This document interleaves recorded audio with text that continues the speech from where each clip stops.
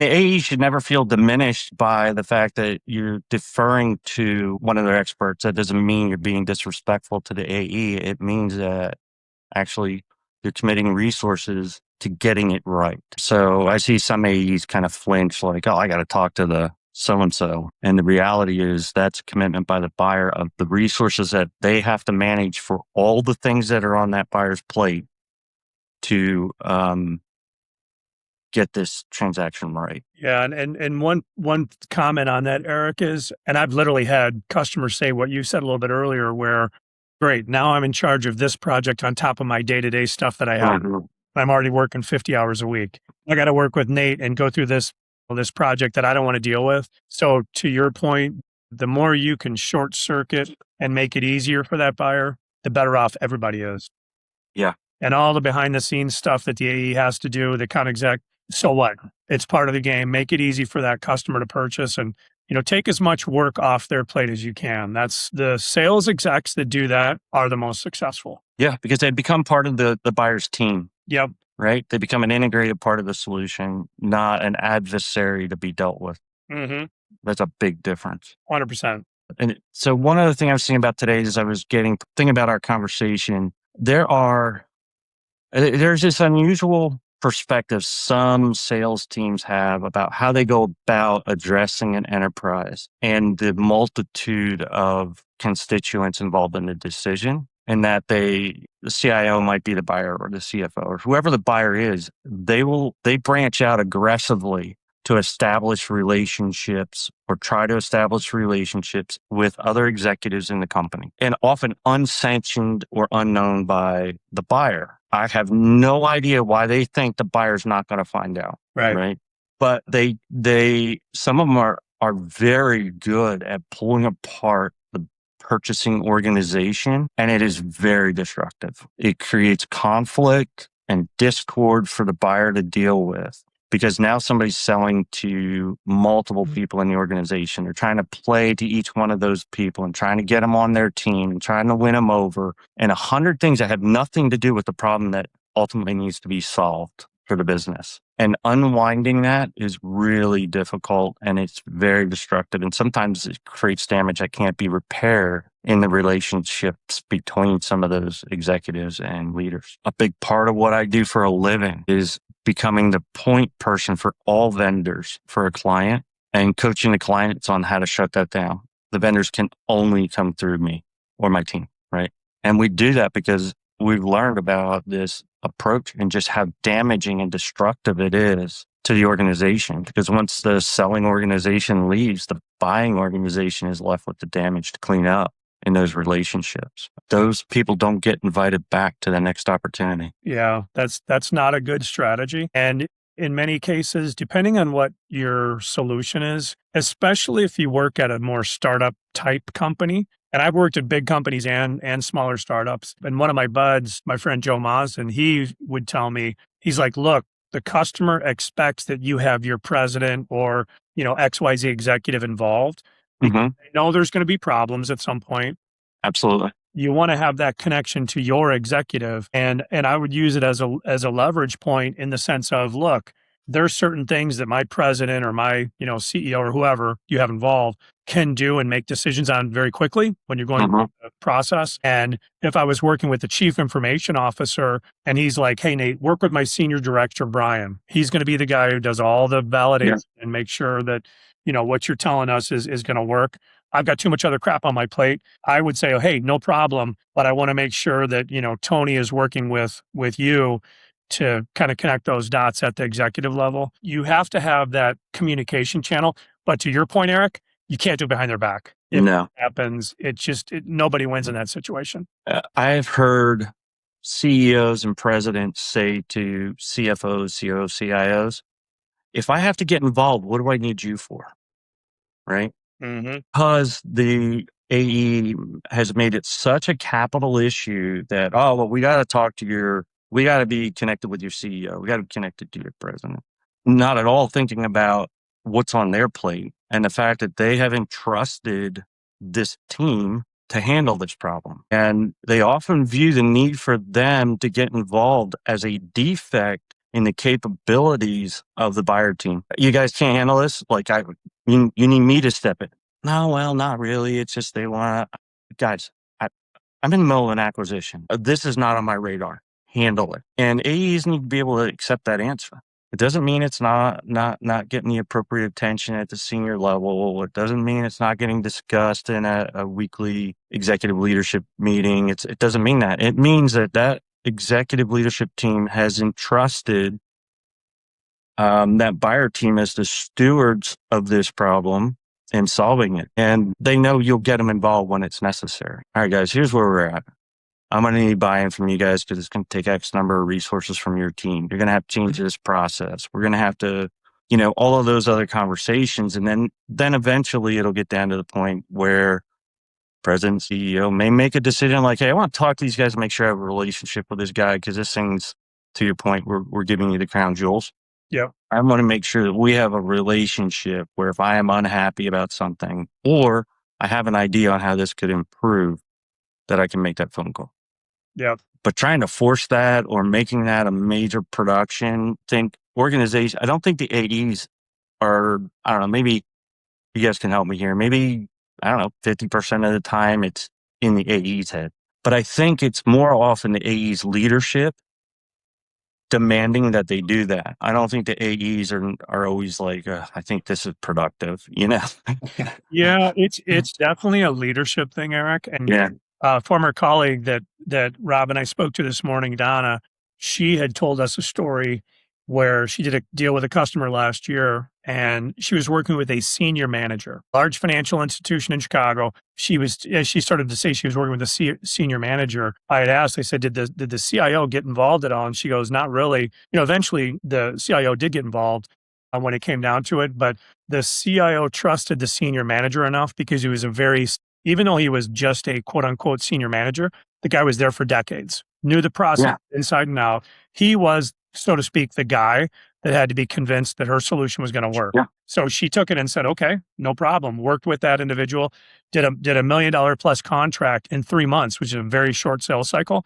Yeah, that's great. And she said, because she knew that this guy was the guy, as long as he was convinced, the CIO, like you said, was going to say, hey, is this going to work for us? Yes or no? If it does, okay, let's move forward. And I jokingly said, yeah, that company spends more on donuts a year than they do on, the solution they just bought from you. Which, in some cases, I literally had a financial services company in New York City tell me that one time. He's like, I know we're going to save $2 million, but I don't care about $2 million, right? We're a multi-billion-dollar company. Yeah. Not going to get anybody's attention. And he literally he goes, we spend more on donuts in the conference room than $2 million. So they better be good donuts, man. No doubt. So Eric, I have a question for you. Yeah. I love hearing your perspective. It's super fascinating. What advice would you have for a rep who is participating in an RFQ, whatever? But this is a real scenario. I'm not going to give you the industry or the companies, Understood. Whatever, but where they're responding to this, and in responding to it, they're realizing that they've been given two contacts. They've been given the purchasing manager, and they've been given an internal expert of sorts. Right. And the company is viewing this as how do we save money on this one process? So it's the RFP is clearly driven from an expense reduction standpoint, but they're looking at it and saying, you guys are missing a huge opportunity. This is really a revenue enhancement thing if you look at it correctly. And by the way, the information, the data you provided us, if a supplier is honest, they're not going to be able to do anything with it because there's too many unanswered questions. There was one thing where there was a particular process and there were two possible ways that they could have been doing the process. And depending on which one they were doing internally, that would absolutely impact what you were going to supply them with that they were trying to save money on, but they wouldn't tell you which process they were using. So it's like, I wouldn't take that bet because you're going to be wrong a big part of the time. So, but going back to that idea of don't go around the people you've been told not to go around, how would you handle that? Yeah. So I feel very strongly it's the wrong way to buy anything. I know what the buyer's trying to do, right? They're trying to commoditize this solution. And it's not many of the solutions are not commoditized. You can't make them a commodity because so much of the success of the solution depends on the specifics of the client's processes and methodologies and approaches. And to your point. So this isn't a bash on anyone, but in NetSuite, there are setup decisions you have to make in the beginning. And I think it's true probably for Salesforce and SAP and 100 other products that are irreversible. Are you going to do it this way or that way? Because once we do that and we go through implementation, there's no flipping it back. You can't win on that if the client isn't the one to make that choice. So I would focus on that, whatever internal contact that they've been given. So every time I hear like, oh, well, purchasing is running the deal, I'm like, okay, so if you want me to come on board and help you with this, we need to set some guidelines on what purchasing is doing. Purchasing can run the bureaucratic aspects of publishing the RFP, the workflow of the RFP, all of that other stuff, but they are not going to stand between us and the partners that we're talking to because they don't know. They are purchasing professionals. Need 10,000 screws, give them the specs, they'll get you a great deal on it. But I have seen them be successful and already established software licensing agreements and things like that, where they're experts in managing that. But keep in mind that I'm kind of brash about clients in that, or prospects. Let me say that differently. I've been prospects in that I don't sign up for stuff that I'm not going to be able to succeed at. I just don't. We have a no jerks rule in my company. I'm the CIO. Or the CEO. I get to say that we no jerks because I engage with top professionals to provide services. I'm not going to lose them because someone's not treating them well, right? So when I see something like that, for me, it's a walk away. I know that's a very difficult thing to accept, but usually what happens is I get a follow-up call, right? Because that buyer cannot be successful without vendor options to deliver back to the business, right? Eric, our buyer said that you were going to no bid us. I'm like, well, I can't be successful with what you're sending me. And I don't want to sign up for something where you're not going to be successful either. So listen, if you guys want to actually get into it and talk about what you're trying to solve and help me understand how I can help you, I'm very happy to do that. But this closed loop RFP response approach to things, it doesn't work for me because it's not the type of, I don't deliver commodities. I don't sell office paper. And so it's a bet, man. It's hard to walk away from a perceived opportunity, but is that really an opportunity? You can't you can't propose a solution. The client, because I just got done lecturing you guys on, hey, be a partner, be a contributor, all that other stuff. But the buyer has to do that too, right? And they think they're being slick. Well, we're just going to leave it open-ended and we'll see who comes up with the best answer and the best price. Okay, well, you're not going to get an answer because the problem you're asking people to give you a price for can't be solved in this rote RFP thing that you gave me. I need feedback from you for me to be successful in helping you be successful. And I would walk away from it. That buyer, maybe they don't care, but somebody in that company cares because there's a reason they're trying to find a solution. Yeah, and that was one of the things that I talked to them about. I said this conversation needs to be elevated to the person who cares about the revenue enhancement and blow off the people who are worried about how much are you spending on this one thing. Mm-hmm. So the difference between my earlier comment and that is that person is a cog in the bureaucracy. They don't have any ownership of culture. They have no ownership of the relationships across the leadership team. They have no ownership of the revenue outcome. They don't own costs. None of it. None of it. And they probably won't be there in 5 years when that decision went south anyway. Right. And it would never come back to them anyway. Yeah. Because they're not going to be the implementer. Yeah. They're not going to own the outcome. Hey, I got you the 1,000 screws. What do you want from me? Right. So I think in that situation, you've got if they've got an internal contact, they need to have that frank conversation with that internal contact and say, listen, I would love to help you guys. I'm not trying to be difficult, but I can't help you with what you've given me. And here's why. So can you help me get that and help me get somebody, let's look at this for what it is and see if we can get somewhere. Otherwise, we're just going to no bid, man, because there's no way for me to be successful. And I'm not going to put pricing in the marketplace that's going to come back and bite me in the ass because it didn't fit the problem. Right. So I don't want your buyer coming back to me in 2 months trying to get 10 times the stuff for that old price that was based on an undersized solution.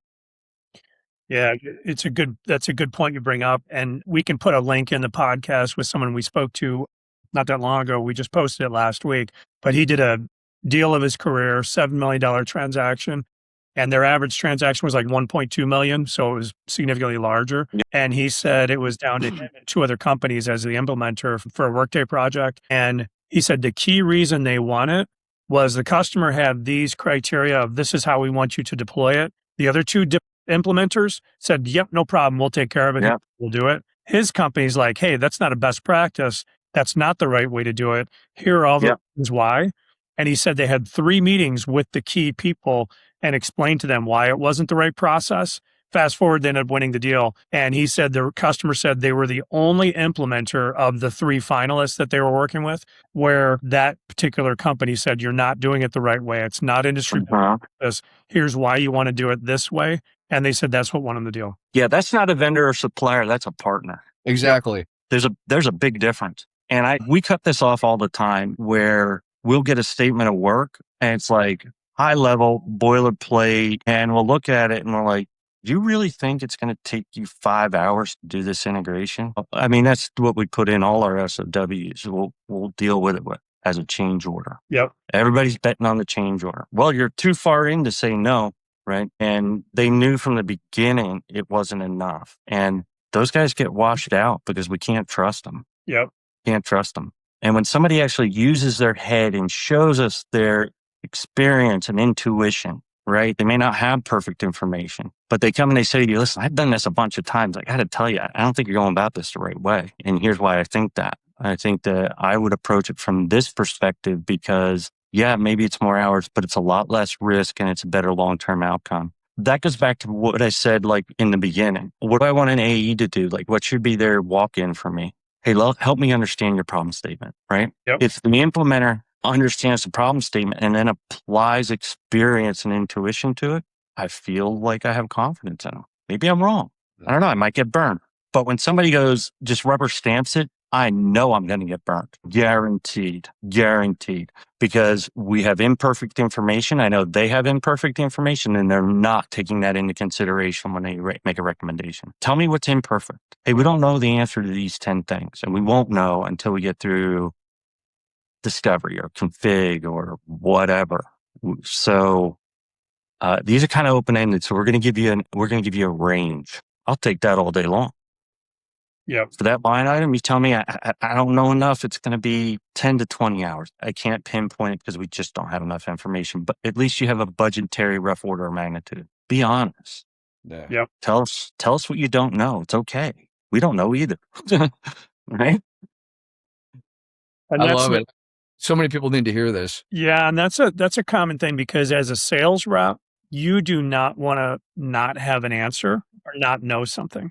It is a crippling disease of account execs.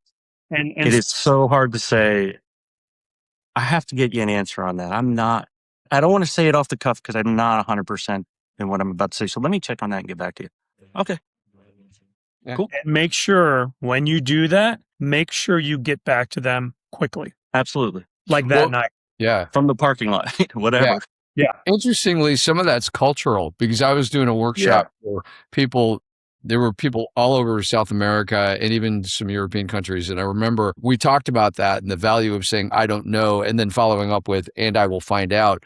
Mm-hmm. And one of the guys raised his hand and he said, I can't say that to a CEO in my country because I will lose all credibility. And he said, jokingly said, if you ask for directions in my country, you will get them, but it won't be to where you're because they can't say, I don't know.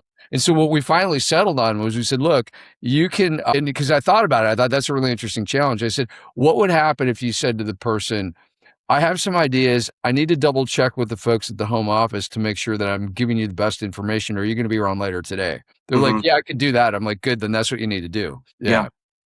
There are options. I want to make sure it's the right one. Yeah. Or something like I've dealt with a lot of international stuff, and particularly when you get into South and Central America, some of that is difficult culturally, but it is very difficult in APAC. There is in APAC, nobody wants to not know. Nobody wants to say I can't. Nobody wants to, it doesn't fly. So yeah, that's part of what's helpful for me to do things like this is it reminds me to be aware as a buyer that I am dealing with cultural differences, but also as somebody who's leading delivery assurance, where I'm leading multiple vendor teams who may be using offshore resources, is you have to be really tuned into that and make sure it's in the calculus before you react.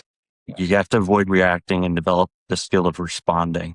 Responses are thoughtful. Reactions are not. Yep. Cool. I don't know. How many episodes are we going to do? Well, we're going to have you back for like 10 more if that's okay. Yeah, we'll get through. That'll get us through 5% of the content. Yeah. I mean, Eric, this has been super helpful. And, as I mentioned to you when we were talking about doing this, the customer stories and hearing it from the buyer's perspective, that is invaluable to a salesperson because, hearing what, you like and dislike, unless somebody tells them, people don't know. Right. And part of the, the light bulb for me in doing this podcast was it's great to hear sales stories from sales execs, because they lived it and they went through all the emotional highs and lows and such. But hearing it from an actual customer that's been through it multiple times. And I think that, one of the key things you said is you as a buyer are under tremendous pressure, just like the sales rep is. That's a really telling thing because as a rep, you just think, hey, they're blowing me off or they don't care about my solution. That ain't the case. You got a ton of crap you're doing every day. Oh yeah, sorry, Nate, we have to get back to you on XYZ. The sales exec needs to understand that it's just as much pressure for you as it is for them because it's on top of their day job. It's another project yet to do. And if you don't make it easy for them to go through that decision process and that sales cycle, it's going to be very difficult for you to be successful as a sales rep. Yeah. The easier you can make it for that customer to purchase, the better off everybody is. And in many cases, walking away from an opportunity, it's extremely hard to do because not only have you invested your time, the customers invested their time, but if you get a sniff that it's not going to happen, just say, hey, do we need to part ways? Because it's the last thing a customer expects to hear from a sales exec. Yeah. And you're respecting your time and also the sales rep's time. Yeah. And having those frank conversations, it's just good for everybody. And it's also in some cases a reset. Yeah. Right. Hey, maybe I do need to spend more time on this because Nate, you've been doing a good job, blah, blah, blah. But I need to put more focus on this and get over the line. Or, you know what? It's not a fit. And I just didn't want to tell you no. Because once you tell a salesperson no, it's like a flipping a switch in many cases. Okay, I have to overcome the right? Objections are opportunities, as they say. Yeah. You have to address it head on. And if you need to part ways, sometimes taking a step back and saying that, it's a reset and it's a somewhat of a Jedi mind trick in ways. Mm-hmm. The last thing a customer expects to hear from a sales rep. Yeah. And it's playing the long game. Yep. Right. And I think reps lose sight of that is I can't tell you how many have come into a new account and saw me again.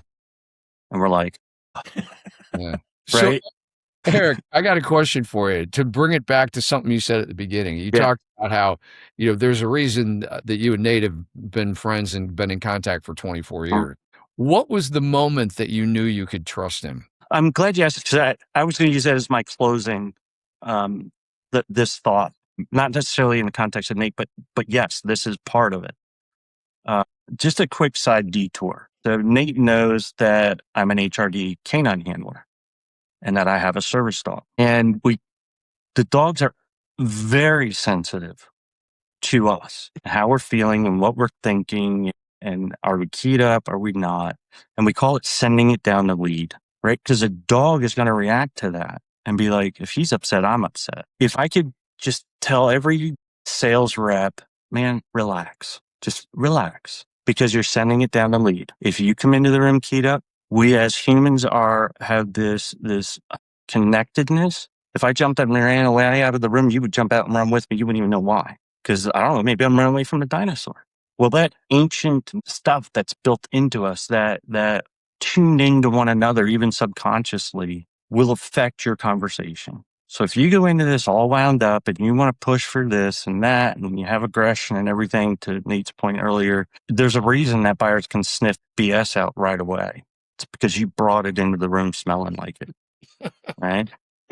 So Nate and I had a pretty good relationship because Nate is just Nate. And that's how I knew I could trust him. I felt like he was just being himself and doing his job.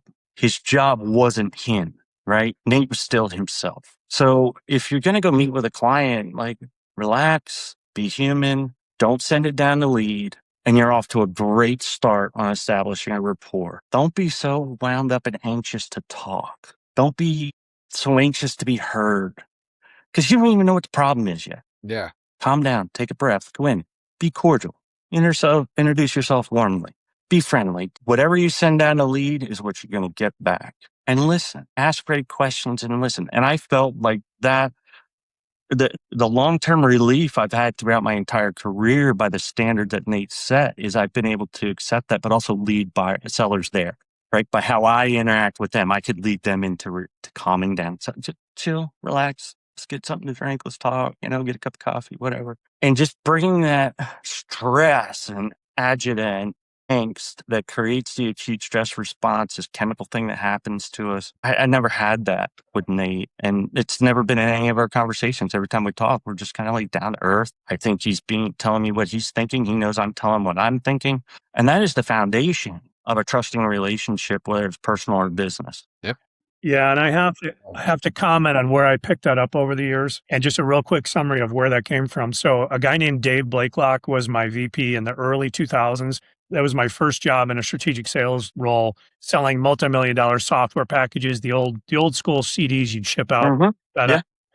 And I remember we were going up to see a client, and he flew out from Texas to Chicago. We're in my car going to see the customer, and I was green. I didn't know the product at all, And we're on the way to the customer. I said, Dave, what are we going to talk to him about? And I'll never forget this. And it's fresh in my head because I just traded text with him yesterday. He's going to be a guest on our show.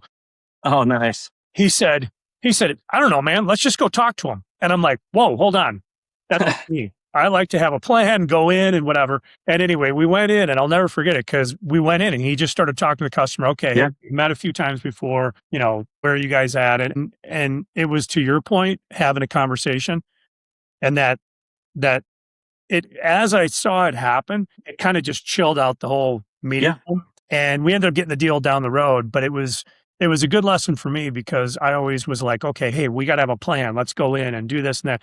And you have to have that, right? He obviously had a plan. And hey, we've talked to him before. This is where they were. We need to figure out where they're at, and let's, this is it. So he had a plan, but he's like, let's just go talk to him. And I was so comfortable because I'm like, you got to be kidding me, man. Yeah. I didn't really know the product. I wanted to have something to focus on.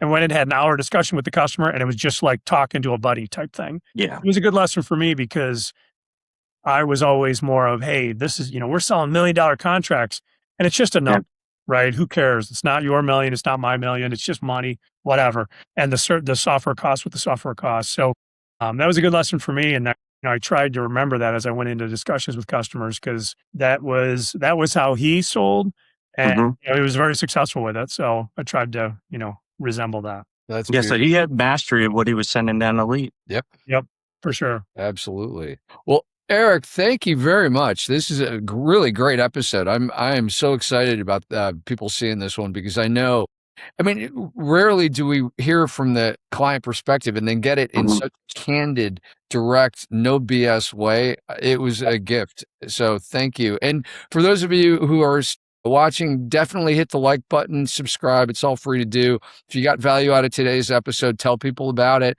If you've got questions for Eric or any of our other guests, or questions for future guests, let us know that too. It's going to be very interactive. We've got a lot of great guests coming up. And just want to thank you all for watching today. Stay tuned. Thank you, Eric. Thank you so much for having me. Thanks a lot.